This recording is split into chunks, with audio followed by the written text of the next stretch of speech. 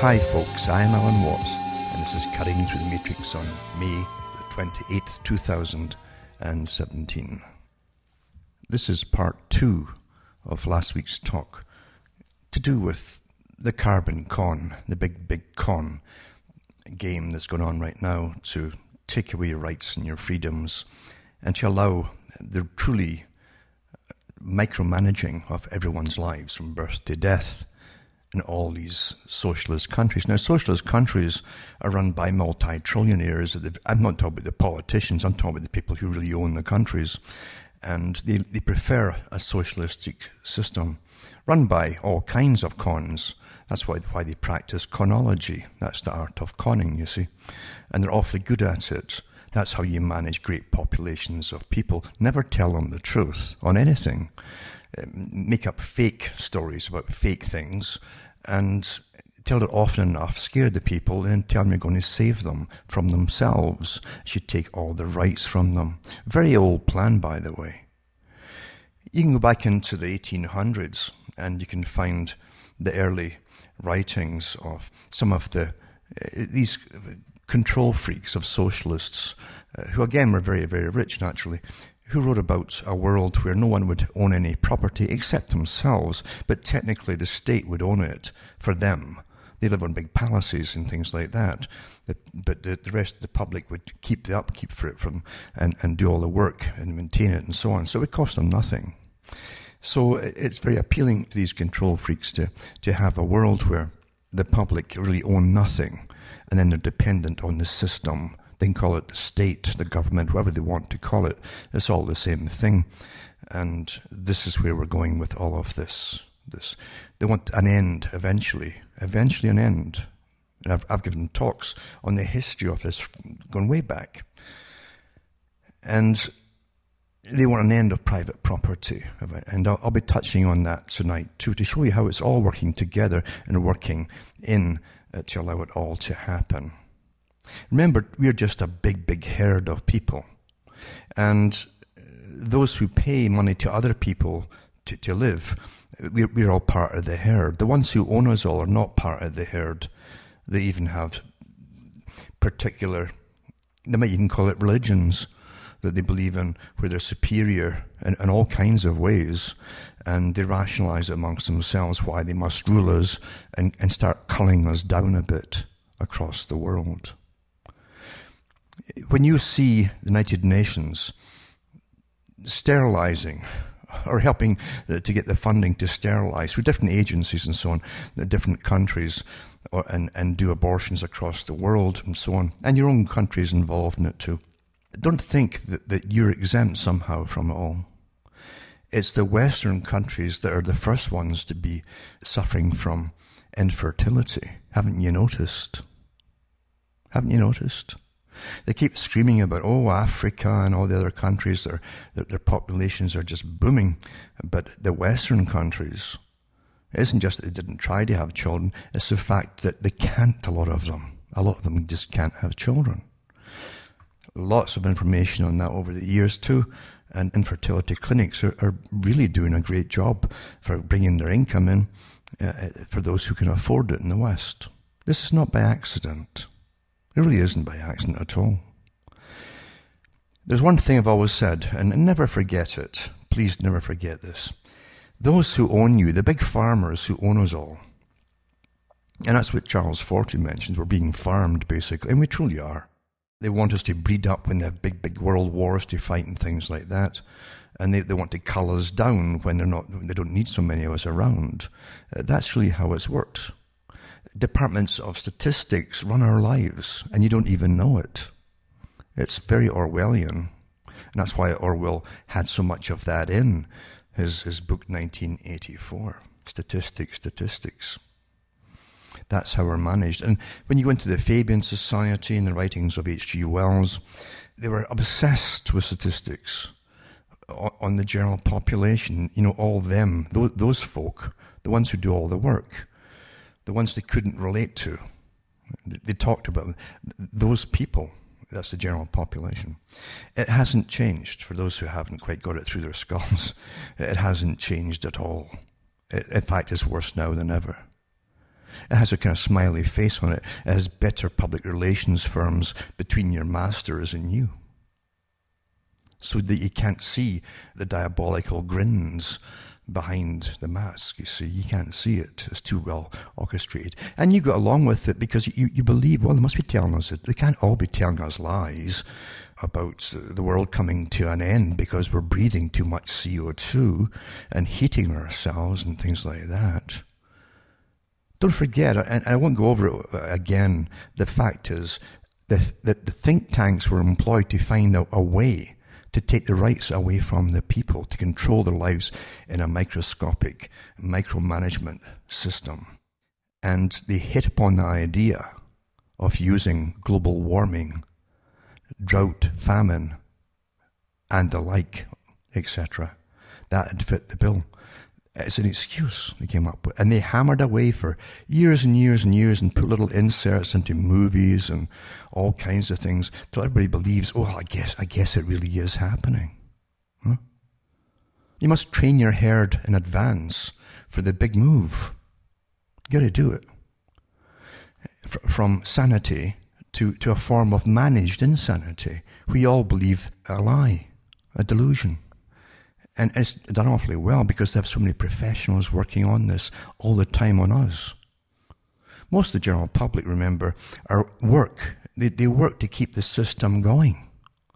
The people who manage us simply profit from us and make sure there's many think tanks managing us by always planning the future and how to bring us into the future in a subservient, groveling way, like you're always to blame for something. Well, you're to blame for heating up the planet, they claim. What a lot of rubbish. And it truly is rubbish. We know that, don't we? It's rubbish. But facts don't matter when there's big agendas at play. It's no different from world wars where they could have been stopped before they started. And people tried to use facts even then from all sides, but it didn't make any difference because the agenda was set in stone. So facts didn't matter. Same with this. Facts don't matter. And whatever happens, you see, the people who rule you, really rule you, and manage you, are living at the top. They're getting the cream on the milk bottle. They're getting it all from all the cons that they pull onto you. That's how the world really works. It's sad, but it's true. Now, back in the 90s, we had NASA being prepped for all this too. And they came out and started talking about global dimming. Global dimming is going on and on and on because they've been spraying us to cut sunlight since the late 90s. They're starting to admit it now, you see. Doesn't make any difference. Again, facts don't matter because they want to blame us and blame us and blame us and eventually take your right of even owning property away from you, because you won't be able to keep up with all the rules and regulations and the codes that are going to change every other year. That's how they do it. And they've talked about this glorious system for an awful long time. Yep, man is the enemy of the planet. That's what the Club of Rome said, the big think tank that came up with the idea of how to use this, you're to blame for anthropogenic global warming and all that nonsense. You're to blame for all. It's always your fault. Doesn't matter what you do, it always will be your fault. Because you can't win this game. Even the general population who never look into things in any real depth because it's too unpleasant. And it's true, the scientists talked about it years ago. They would train the people through entertainment and documentaries and so on to always look for the positive and be happy about things. Don't look at the negative. Don't look at bad news. Leave that to special brains that can manage it all. Don't upset yourself and keep you in an infantile state of existence. It's pretty well been done, hasn't it? And the people, but they still have been fed little snippets of like cap and trade, carbon taxes.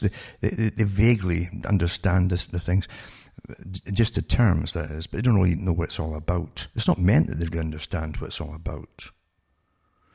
And you have all these government programs where you pay so much taxes into this and they'll give you so much back in a rebate if you don't earn enough money. It's back and forth with your taxes, them taking it from you, giving a bit back, making you think you're winning here, you're getting something back. They really treat us like, I'm sorry to say it, but children who really are a bit short, of the dollar, you might say. That's how we are treated, honestly. It's disgusting in this day and age. We're not advancing in anything. We're being really treated like infants. And it's getting worse and worse. It's disgusting, truly disgusting. As experts come in and they're going to manage our lives, and a whole new economy for those involved in high investment and trading. We'll be trading carbon credits on a high level and making fortunes off of us, the peasants at the bottom. What a racket. It was bad enough with derivatives and futures and all the other cons that they got on the go with the stock markets, but here you have carbon trading. And just to get it going, the governments give billions out to private corporations and credits so they can start trading them off. But you have to pay for all this nonsense, this fantasy. Quite something, isn't it? Isn't that disgusting? It really is. But unfortunately, I've been talking about this for years on and off because I've always watched the big boys for years, all my whole life, in fact, really. And I've read their articles and the different PDFs they put out over the years, and before that it was magazines and it was books and it was reports and summaries, etc. Very boring stuff, but it's the only way you get to know what's really going on. Because the media is not there to tell you. Now, everybody knows that the last climate meeting has taken place and so on. And it was at Bonn, the climate talks, etc.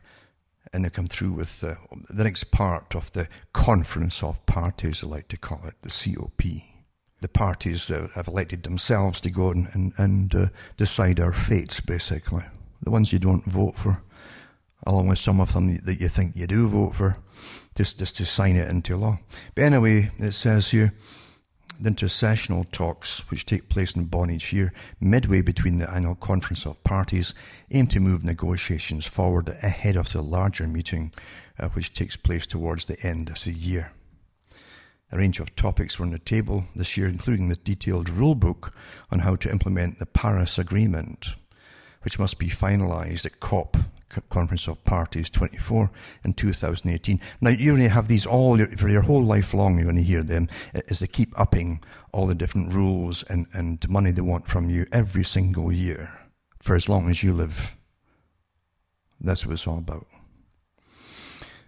Negotiators worked to iron out details of a stock-taking exercise in 2018, which will measure progress towards the Paris goals. In other words, which countries have implemented the policies and so on.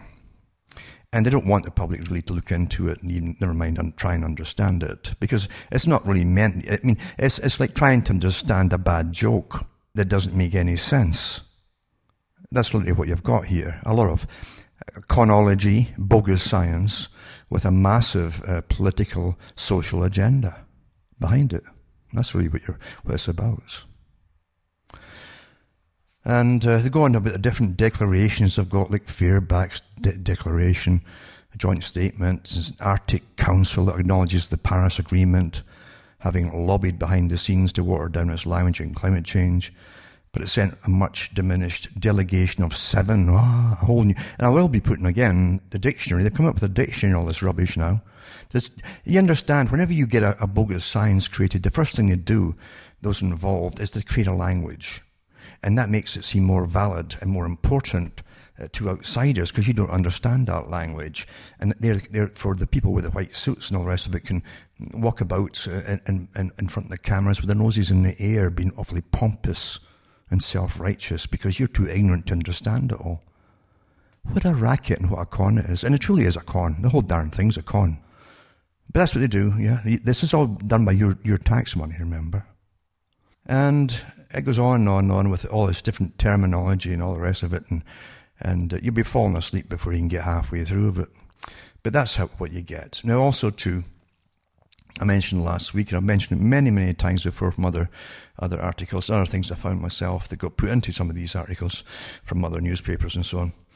And it goes in about when they were really starting up the whole idea of global warming or humans are at fault for destroying the planet. Oh, it's all your fault, etc. They were training us years ago. And all these non-governmental organizations, many of whom, by the way, get money from your governments to fund them, along with private donations. And you don't vote them in, but they're helping run your lives on behalf of the true masters that rule us all. And they get paid awfully well, the top leaders of the NGOs. Awfully well. They're like CEOs, in fact, and they get lifelong pensions and all this kind of thing as well. And shares in various things. Because remember, in all this nonsense to do with green technology and green this and green that, there's a massive amount of money for shares, etc.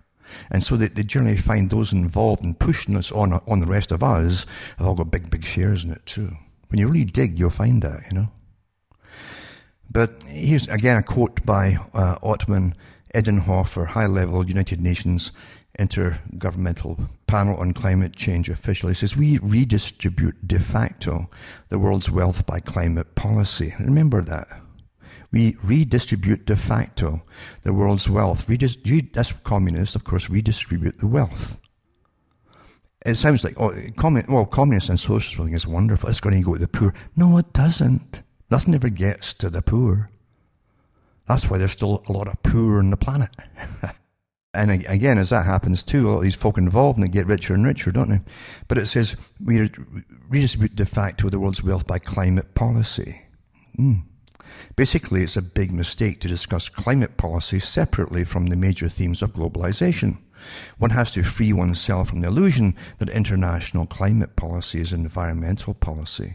This has almost nothing to do with environmental policy anymore. It's a massive social engineering agenda. It's to bring in the new system across the board. On top of everybody, your life is never going to be your own anymore. Never. I'm not kidding you about this.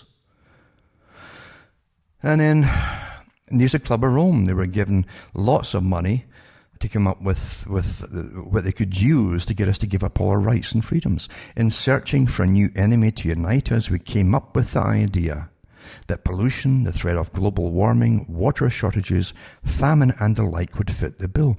All these dangers are caused by human intervention, and thus the real enemy then is humanity itself. Believe humanity requires a common motivation, namely a common adversary, in order to realize world government. There you go. World government. It does not matter if this common enemy is a real one or one invented for the purpose. And then Daniel Botkin, who was an emeritus professor, the only way to get our society to truly change is to frighten people with the possibility of a catastrophe. All this stuff is moot now because no one cares. Because facts don't matter. They've already got what they wanted and they're implementing it as we live. Al Gore, naturally, former US Vice President and large CO2 producer, he certainly is.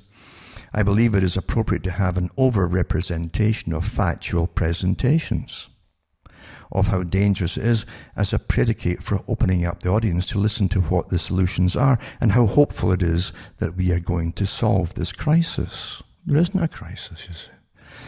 And Stephen Snyder, Stanford University environmentalist, that, of course, entails getting loads of media coverage. So we have to offer up scary scenarios, make simplified dramatic statements, and make little mention of any doubts we might have.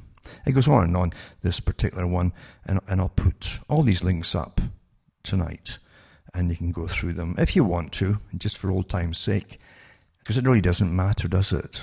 It really doesn't matter. And even Michael Gorbachev, I remember reading years ago on the air parts of his books and things, and his different articles. Remember, he was the former leader of the USSR. He says the emerging environmentalization of our civilization and the need for vigorous action in the interest of the entire global community will inevitably have multiple political consequences. Perhaps the most important of them will be a gradual change in the status of the United Nations. Inevitably, it must assume some aspects of a world government. That was always the purpose of setting it up. Gorbachev, too, I remember reading one of his books where he talked about him himself. He said he was an atheist. But later on in the same book, as he's talking to school children, supposedly answering questions in the book form, which is a standard old Soviet way of doing it, by the way, he said that they must create a new religion. This is the guy who says an atheist. We must create a new religion for the people to follow. A new religion. And it must be based on a form of earth worship, he said. So that's for all of you, but not for him, or those who rule the Socialist International. And profit from it too, by the way. And Gordon Brown, former Prime Minister of Britain, a new world order is required to deal with climate change crisis. And the United Nations Commission on Global Governance, this is what they said, the concept of national sovereignty has been immutable, indeed a sacred principle of international relations. It's a principle which will yield only slowly and reluctantly to the new imperatives of global environmental cooperation. Well, it's all gone here. It's just everything, eh? It's all there. So there you go. That's that anyway.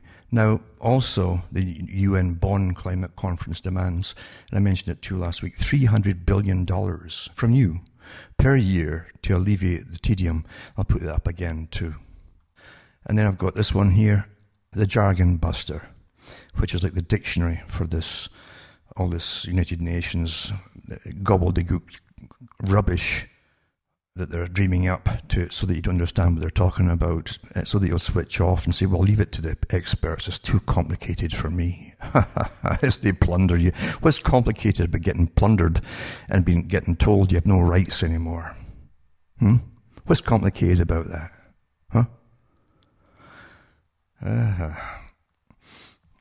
Now, again, an old plan, this, very old plan. And I've mentioned it before. It's interesting, too, even reading the old stuff by Albert Pike, who really, he was the Pope, they say, of Freemasonry. And he also was supposedly the head of the International Revolutionary Party that eventually became the Communist Party. But he did talk about the same goals as all the other revolutionaries, and he talked about the end of private property, which is awfully interesting because they believed in a form of socialism and superior people, superior types of people ruling the world in all levels, and the fact that many people just were not fit to manage their own lives. It's awfully interesting when you look at it, really, because it's the same agenda going on and on and on. It's also interesting to read some of the revolutionaries' books, like Trotsky's book, My Life. And he talks about, well, he was in prison at one point, being inducted into Freemasonry.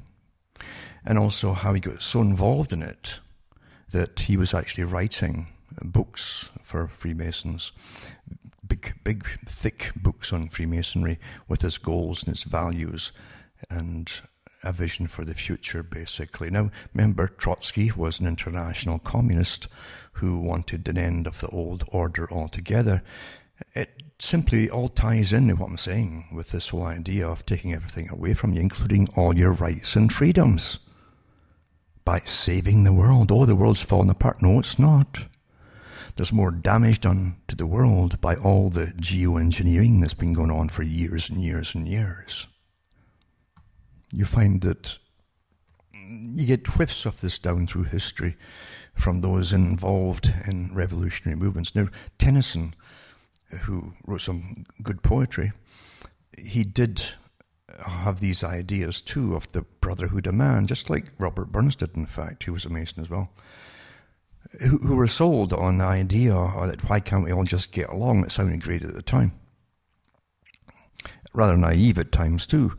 because there are differences in different cultures, massive differences. But at the same time, I can understand why they would want this brotherhood of man across the world, because the class system was so stifling, and they thought they could simply make it better for everyone in a material sense. However, those who rule the world today, who took over from it all, want to take us back into a form of serfdom and manage our lives, again, from birth to death, right down to the quantities of humans they'll even need in the future. They want all that right. And we'll give it to them. People will unfortunately give it all to them and go along with it. Now, Tennyson, he wrote a poem, Locksley Hall it's called. Long poem, but he talks about the future again, which many people at the time were talking about, working in revolution for a better tomorrow and all that stuff. For I dipped into the future as far as human eye could see, saw the vision of the world and all the wonder that would be.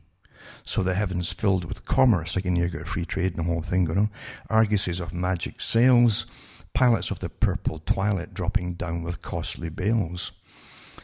Well, they couldn't do it today because of carbon taxes for the fuel.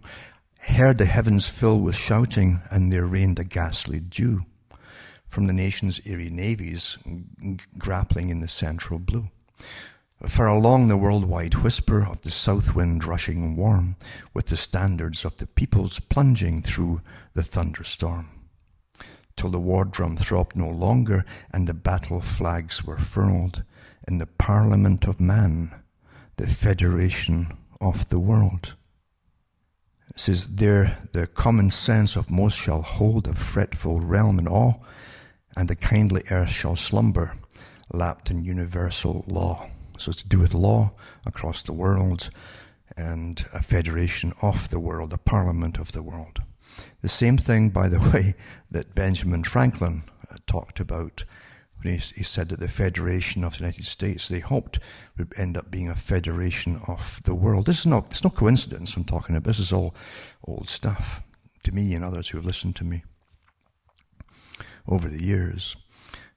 And again, young idealistic people, they think in this way.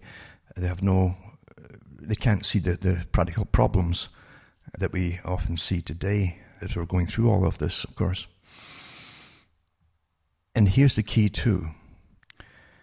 Those who ruled the Soviet system, and the Soviet system was called the Second Great Experiment. For those who understand history, that's what it was called. In the US Revolution, that was the first great experiment, and it was meant to see if man could rule himself, supposedly. So they say. The founders of the US, etc. That's what they claimed. And if man could actually rule himself and be responsible for his own actions, for a better world, etc., and be free, be given more freedoms to make decisions for himself. In the Soviet system, the idea, under the guise of freeing the people, was to put them into a form of slavery, where they'd be managed again by massive bureaucracies and officials, etc., because they didn't believe the ordinary folk right off the bat could manage themselves. They didn't believe that in socialism.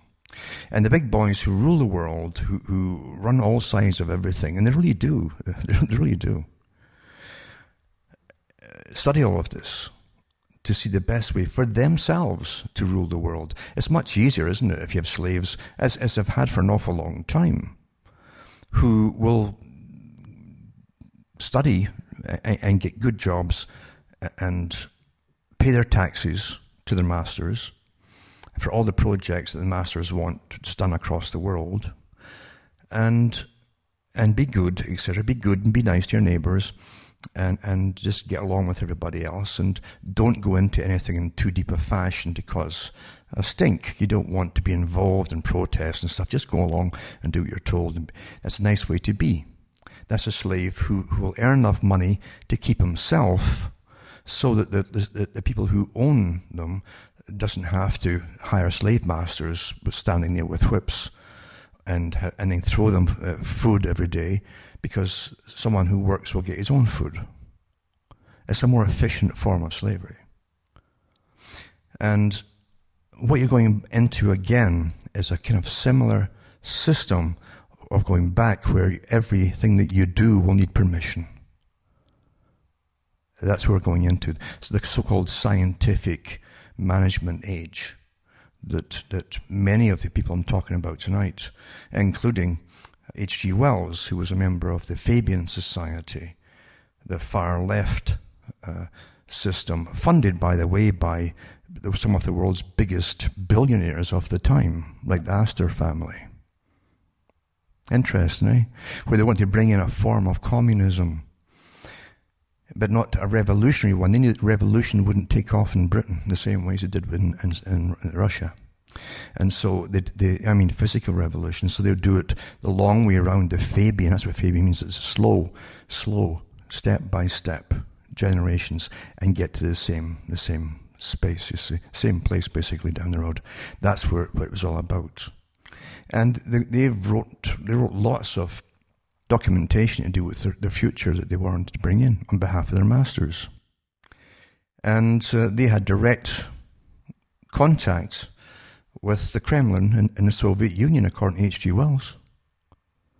And they even had arguments, because people like Trotsky wanted perpetual revolution, constant on the go, the whole don't stop, all-out revolution, whereas the Fabians who were running Britain at the time, and the Fabian Society wanted to do, again, by using the existing governmental system, it can be brought in such a way the public wouldn't even know what had happened, because there would be no bloodshed. Isn't that clever, eh? They simply change it little by little by little, until your lives are getting managed just like they are today. Quite interesting, really, when you look at it all. So anyway, the masters get all this information, and this is the kind of system they're bringing into us. We're about to be responsible. If they allow us to be born at all, if they need us, then you'll be responsible. And they want to check your brain every other month, like they do in Scotland with Gerfec, and then eventually bring psychological testing on a monthly basis to every adult. Yeah, that's how they're going to do it all. Not bad, eh? And the people will comply because they want to be good. And there you go. That's it. So, remember, as I say, you'll find that Benjamin Franklin did talk about World Federation. And I'll also put up tonight prominent World Federalists. And Albert Einstein was one, of course. He talked more about world government and Zionism than he did about science. It's interesting how you can create a superstar and claim that they're a scientist. Really is quite interesting. And they still do that today with other people. They create superstars using the same machinery of pop stars for particular scientists to try to get the public interested or to do what they're told. Anyway, he says there's no salvation for civilization or even the human race other than the creation of a world government. That was always a goal for world revolutionaries. And it says, as a preeminent physicist, he radically transformed our understanding of the universe. As an ardent humanist, he took an active and outspoken stance on the significant political and social issues of his time. His contribution to modern physics is simply unique, so they say. A lot of it nobody understands, so you can't prove it or disprove it. But anyway, it says, he always found time to devote tireless efforts to political causes close to his heart. His ardent humanism led him to strive for peace, freedom, and social justice. The young Einstein found the authoritarianism and militarism of the German educational system profoundly disturbing. The virulent nationalism and brutality of the First World War served to confirm Einstein's pacifist and international convictions. In the 1920s, Einstein became an active leader of the international anti-war movement and supported conscientious objection. And it goes on and on and on. Now, naturally, who wouldn't after World War I? Who brought World War I on? It doesn't make sense to anybody. It doesn't. But we do know, again, through the Fabian Society and other people who worked for it and wrote about it, that they wanted a world war to bring every country to its knees so that they would go under a world government to give up their sovereignty. But it didn't quite work. So they wanted another one. Then, who else was in this society? Walter Cronkite. That's just the way it is, eh?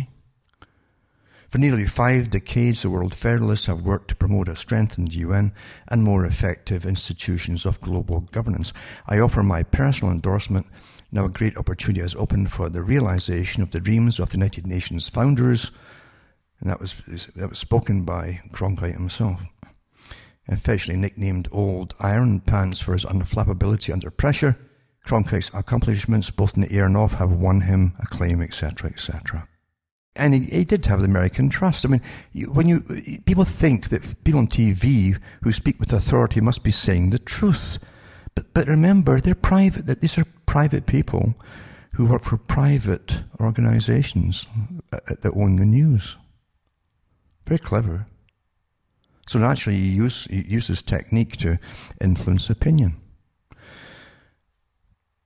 It says here, in 1993, he joined Jonathan Ward to form a production company, Cronkite, Ward and Company, and so on. And he did work for Discovery Channel and etc. It says he was also a proponent of limited world government on the American Federalist model in accepting 1999 Norman Cousins' Global Governance Award. At the ceremony at the United Nations, Cronkite said, "It seems to many of us that if we're going to avoid the eventual catastrophic world conflict, we must strengthen the United Nations as a first step towards a world government patterned after our own government, with a legislature, executive and judiciary, and police to enforce its international laws and keep the peace. To do that, we Americans will have to yield up some of our sovereignty, and that would be a bitter pill," etc., etc., etc. H.G. Wells, who died in 1946, he also was a member. I'll put that up too. And he was a eugenicist. The whole it's amazing all the different characters you find in this. Like Julian Huxley again. Julian Huxley was a eugenicist who talked openly, not just about abortions of all the peasantry, but also the insertion of mandatory eugenics. That sterilization of people, but it's also the right of those with better genes to impregnate the lower classes to bring up the gene pool. That's what they thought. Yeah. H.G. Wells talked about a permanent international congress which will ensure the peace of the world. That's what he says. He saw national governments continuing as the custodians of the common law and international trade, while acting as an intermediary between Congress and their own municipal governments, thus combining some centralized power with subsidiary wherever possible. Thomas Mann, a German novelist, essayist, and 1929 Nobel Prize laureate, considered one of the greatest novelists of the 20th century. Mann's first novel, Buddenbrooks, 1901, was an elegy for old bourgeois virtues, etc., etc. And he moved to Switzerland in 1933 after the Nazis came to power. A lot of them ran out. A lot of the communists ran out, actually. It doesn't mention the communists here, but you find a lot of them were actually communists. And we know that now, that they ran out of Germany. And then they started promoting, even in countries like Britain, the overthrow of Britain by communism. It's quite amazing. It really is quite amazing. Nothing's ever quite simple and straightforward. Bertrand Russell, again, he was also a member of the Federalist Society. He was a member of everything, actually, to do with this. It says, "Science has made unrestricted national sovereignty incompatible with human survival. The only possibilities are now world government or death," he says. Counted amongst the towering intellectual and philosophical giants of the 20th century, Russell was an eminent mathematician, essayist, social critic, educator, and political activist, as well as one of the most widely read philosophers of his time. He was actually a member of the organizations, Frankfurt School and the MOECC group, that were given the right by the US presidents to create a new culture for America and the West. For those who don't know it. This is a prodigious talent. Russell wrote constantly. He did put out more than 70 books and booklets and over 3,000 articles. People couldn't stand him, by the way. And during the World War II, he also worked for MI5 to write propaganda. So it's quite amazing too. But he was a complete control freak too. He again believed that the general public were too dumb and stupid to manage themselves or to have the right to have free thought or will or anything else. And most of them, including Wells, blamed the public for the wars, not the people at the top who caused them all. It was always the people at the public's fault. But see, it's always your fault. It's like breathing CO2 and all this nonsense about destroying the world and all that. It's always your fault. And you can read that article for yourself, but there's lots of other names involved in the Federalist Society, World Federalists. I think Hillary Clinton might, I'm not quite certain on that, but she might also, I remember she talked to Cronkite about it, and she might be a member too, but you can find out for yourselves by investigating if that's the case. You'd be surprised how many folk are in on it. And remember too, when you have top newscasters giving you your opinions and so on, and their whole goal is to sway opinion into, I guess he's right, we should all give up all our rights and everything and just be servants of a world government. You understand, when you have the psychopaths running at least being put in charge, because there's a layer way above them that runs is all, but when you have the psychopaths already messing things up for you in politics, because it's only the psychopaths that crave the power. The biggest psychopaths would be in a world government. And there's no callback now from politicians who break all their so-called, do you really believe in promises, do you? Huh? Folks still want to believe in them. And they keep voting even though every politician is a liar. Because they're psychopaths. It's kind of sad, isn't it? So imagine getting the top psychopaths in, running the whole world. I mean, every king, tyrant, down through history they could imagine being king of the world. And it still gnaws away there amongst these different psychopaths that vie on that level for politics. Down the history books. The first CEO of planet Earth, Inc. Now I'm going to put up a stack of other articles for you to read. For those who want to read, very few folk will, because they really don't want to know all the bad stuff. And it's only those people who have some fortitude in them who can manage it and stomach it all, and who really want to know. And maybe they can themselves make decisions as to what to do for the immediate future just to survive themselves. Lots of folk will be moving. Big time. But anyway, this one here is talking about the refugees coming to Canada and so on. But this Centre for International Governance Innovation, that's CIGI they call it, that's also a branch of the CFR. In fact, the head of the Canadian CFR for a while, I think, was Lloyd Axworthy. He's now, this article is about him because he's working with this council heavily for international cooperation and so on and so on. He also was involved in drafting up the NAFTA agreements, I'm sure of it, by the way, and signing a deeper integration of NAFTA over in like 2005. I read articles about that at the time. He was in charge of the CFR panel at the time that was behind all that. And I'll put his wiki up as well. And then the Ontario Climate Change Solutions Deployment Corporation and the Ontario Ministry of Environment and Climate Change. And that's what they're calling it, by the way. The MOECC. Anyway, to another step towards implementing the goals in the Ontario Climate Change Action Plan called CCAP. So they have the MOECC or whatever, and then you have the FCC, the CCAC. I was going to say FC like the football club, but it's not that. By filing the Ontario Climate Change Solutions Deployment Corporation's regulation, the MOECC created a new non-share capital corporation to stimulate development of clean technology. As Bureaucratese is such gobbledygook nonsense, isn't it? So to stimulate the development of clean technology and assist with reducing barriers that may inhibit the implementation of the CCAP and its goals. And what you need to know. A world of bureaucracy and bureaucraties. This article here is to do with with 5 things you need to know about how Ontario's climate change action plan will affect your life. It were released today, include financial incentives to get cleaner, more efficient cars and trucks on the roads. Actually, it's to get you off the road when you really read it, and convince homeowners and businesses to lower their carbon footprints.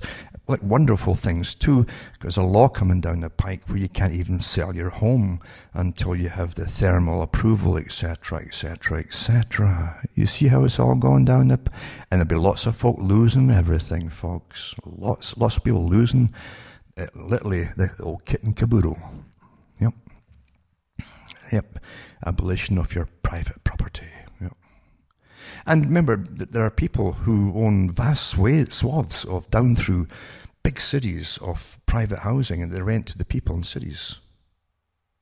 And there'll still be that. There'll still be that for the multi-trillionaires that manage you, and you rent your little shacks from them. That'd be okay. But if you have your own place, you're going to have to get it thermally approved and all the rest of it too. This article here is also about media normalization of geoengineering. The fact is we are living through a test already, because they're always telling, they're going to test it from the universities, but they've actually been doing it since 2000, actually since 1998.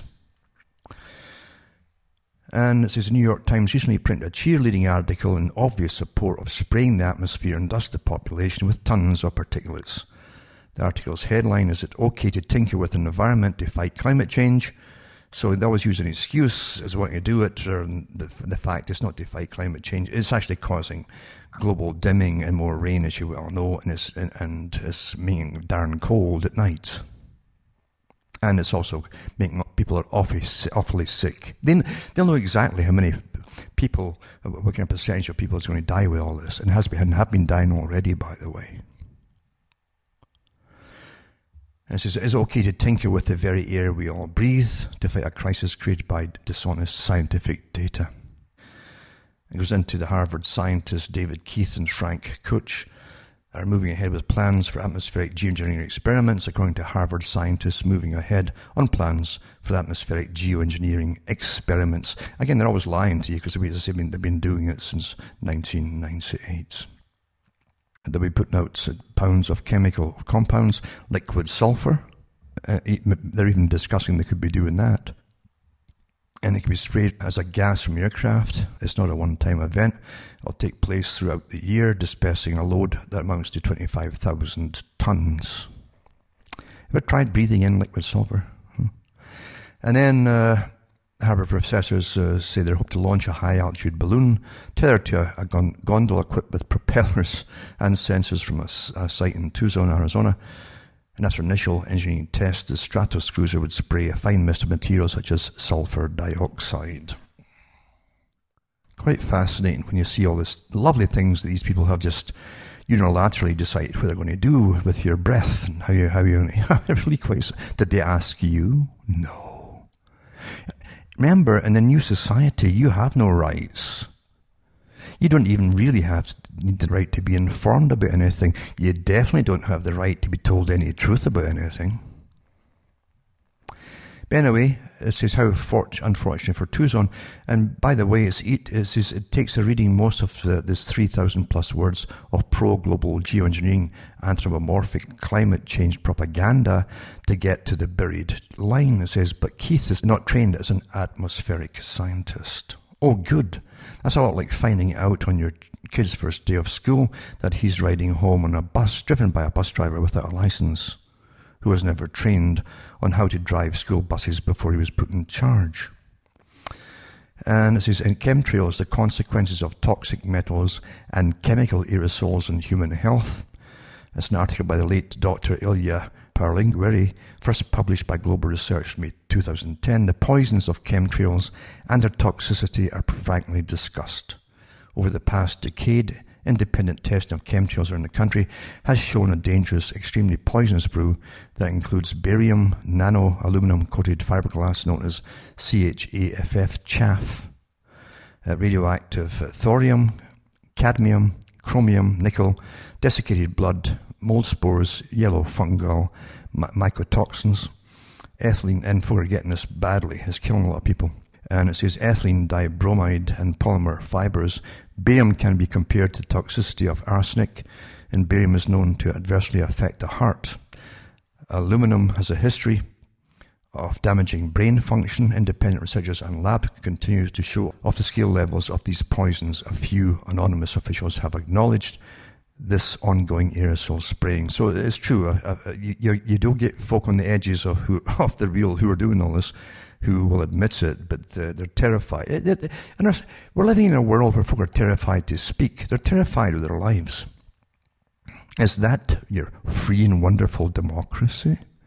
If it's like that now, what do you think is going to be when you have no rights at all officially? Huh? Anyway, this is quite a good article here. And it tells you the difference between alumina, aluminum, and so on, and different compounds and what the differences are, etc., and what they do to you. And it also goes into stuff I did years ago. I did a whole list of stuff that the governments in the US and Britain and Canada had done on their populations over the years of spraying various things on the population, then studying the fallout by doctors' visits, hospital visits, and so on, without telling the people what had happened. Quite something. It's not uncommon either that it happens. Well, even the United Nations admitted, the World Health Organization admitted a few years ago, and I read it from their own site on the air, that they had tested forms of flus and trial runs before the main flu comes. They let flus out and then they track where it travels and so on. You have no idea. Another science article, IFLS Science, detailed in the US military once tested biological warfare on the whole of San Francisco. This is quite a good thing to look up to. It's quite fascinating. This is a report issued in 1965 by President Lyndon Johnson's administration, called attention to dangers of increasing concentrations of CO2, and anticipating case research speculated that a global response might be to change the albedo or reflectivity of the Earth. If they were talking about doing this more than 50 years ago, is it possible they already started and are only now informing us because the geoengineering is going to become so obvious? Well, it already is. They can no longer call it a conspiracy theory. And that is a fact. By the way, it was one guy who started that whole nonsense. He eventually changed his mind about CO2. But this one guy, the scientist, gave lectures to Al Gore, and that's what started him off in this track too. And of course, Al Gore knows too, it's an awfully lucrative field, isn't it, for carbon exchanges, where they like banks basically, and green banks and all the rest of it. What a great money maker for all these con men. Another one too is Canadian taxpayers. 19th Annual Gas Tax Honesty Report, Canadian Taxpayers Federation, May 18th, 2017. PDF for those who want to look into it to see how you're going to get hammered. And I mean, I've said it before, and when you're in a post-industrial system and you're now into post-consumerist system, all your extra money under the austerity plans was to be taken away from you in taxes. I gave those talks a few years ago, and here it's all coming to pass. They always tell you what they're going to do if you really understand what they're saying. And you're not afraid to look at the negative, nasty, unpleasant things. Constitution gives Ottawa right to impose carbon price on provinces if the provinces don't agree, because some of the provinces, they say it will kill them. Carbon tax will kill them regarding exports, etc., and cost of everything. It's just kill them all together. So the federal government is going to step in here and punish them all. Punish, because we're all bad and naughty. Isn't this like being back at junior school or something? Eh? Get used to it, because this is the new normal. You're all children. No matter how old you are, if you're a peasant, you're a child, and you're going to have authoritarian specialists given little diplomas to come into your homes and spank you and give you nasty marks for not having your home thermally proficient enough.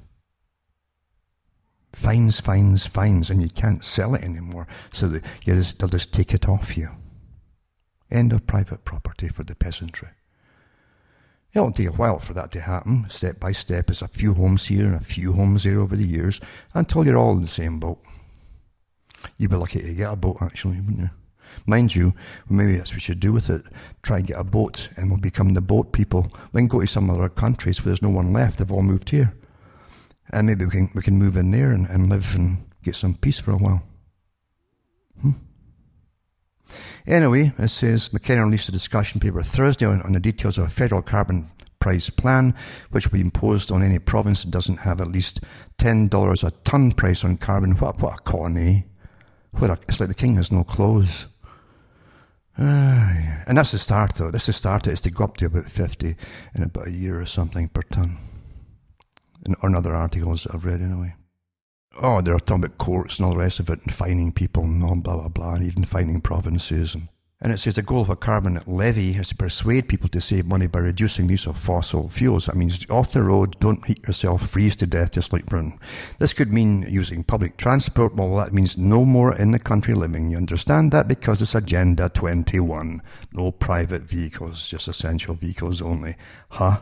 Is it starting to come together for you?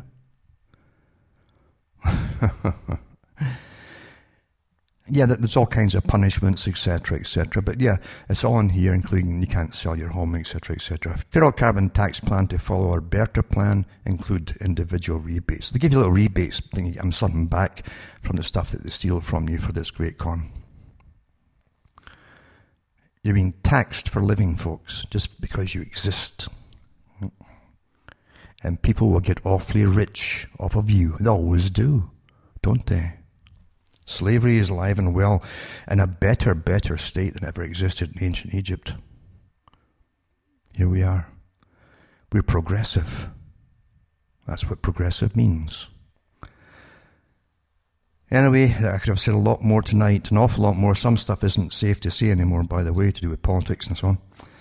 And it's quite amazing to watch the real forces behind Donald Trump emerge. Not that other parties were any better, actually. It's just what gang are you going to support? And it's become rather evident what's behind it all. Anyway, that's the way it is at the moment. So from a very heavily chemtrailed sky in Ontario, where it's getting lots and lots and lots and lots and lots of rain because of it too, and global dimming, naturally, which must all be my fault. I'm Alan Watts, and it's good night from Ontario. And may your God or your gods go with you.